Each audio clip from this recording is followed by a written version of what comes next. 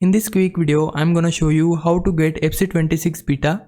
If you are trying to get access to the FC26 beta, there is no guaranteed way, but there is a method that usually works best. First, go to EA's website, that's ea.com, and log into your account. Once you are logged in, go to Communications Preferences in your account settings.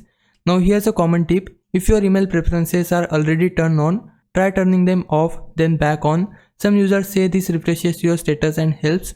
Personally, I always keep all communication options turned on, and I have received beta access almost every year, only missed one so far. Another tip is to join EA Play. It's EA's subscription service and they sometimes prioritize beta codes for active members. For example, I joined EA Play during Skate 4 testing and that seemed to help. It shows EA that you are involved and likely to give useful feedback. And that's the key, which is feedback. Beta access is mainly for collecting feedback from real players. If you never respond or participate, you might stop getting selected over time. To join EA Play, just search Join EA Play on Google.